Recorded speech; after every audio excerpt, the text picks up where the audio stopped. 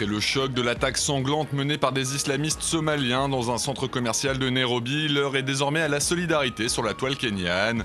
Autour du hashtag #WeAreOne, les internautes du pays appellent en effet sur les réseaux sociaux à l'unité de leur nation, tout en exprimant leur sympathie avec les proches des victimes. Des utilisateurs qui ont également été nombreux ces derniers jours à applaudir le travail accompli par les forces de l'ordre pour secourir les otages et neutraliser les assaillants retranchés dans le Westgate Mall. Des policiers et des soldats qui ont été érigés en héros sur le web local. Mais les internautes ont également salué la mobilisation des citoyens ordinaires qui ont été nombreux à se rendre dans des centres mis en place notamment par la Croix-Rouge, pour donner leur sang afin de venir en aide aux personnes blessées pendant l'attaque.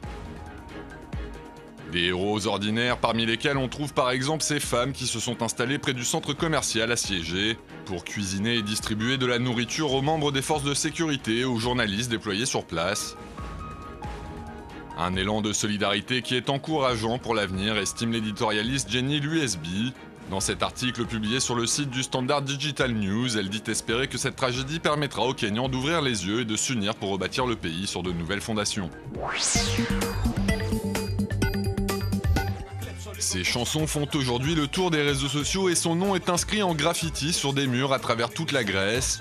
Le meurtre du rappeur antifasciste Killa P, de son vrai nom Pavlos Fyssas, a provoqué une onde de choc dans le pays. Le chanteur a été poignardé la semaine dernière par un militant présumé du parti néo-nazi Aube Dorée, suscitant une vague d'indignation sur le web.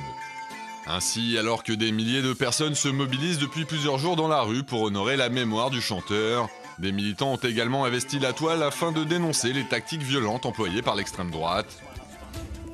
Cette carte, par exemple, tente de recenser les attaques xénophobes dans la région d'Athènes en s'appuyant sur des articles de presse ou des témoignages de victimes récoltés par des organisations de lutte contre le racisme. Des violences qui sont pour la plupart attribuées à des membres d'Aube Dorée, avec parfois la complicité des forces de l'ordre. La police est en effet accusée de connivence avec la formation néo-nazie qui compte 18 députés au Parlement. Cette vidéo, qui aurait été tournée il y a une semaine à Athènes et qui a depuis été largement relayée sur le web, semble ainsi montrer des hommes en civil lancer des pierres contre des manifestants antifascistes sous le regard impassible des forces de sécurité.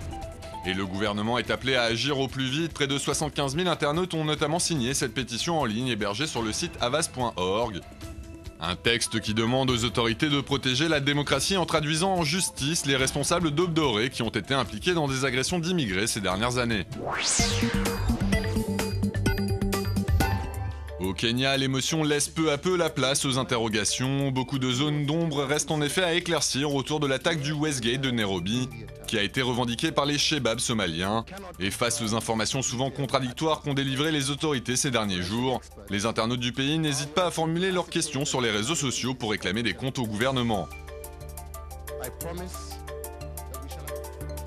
Des questions qui ont été compilées dans ce document en ligne auquel l'ensemble des citoyens étaient invités à contribuer.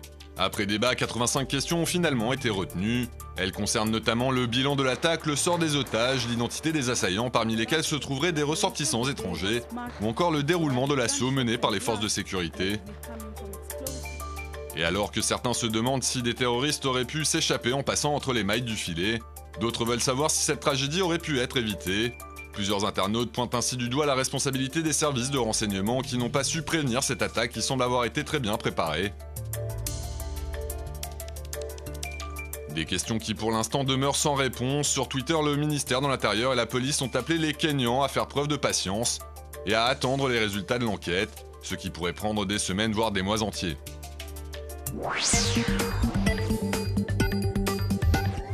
Comme on peut le voir dans cette vidéo récemment mise en ligne où il dessine avec une précision incroyable un billet chiffonné de 10 €, le très talentueux illustrateur italien Marcello Baranghi est spécialiste des reproductions extrêmement réalistes d'objets du quotidien, des œuvres sur lesquelles l'artiste originaire de Milan passe en moyenne 3 à 5 heures et dont la qualité devrait impressionner plus d'un internaute.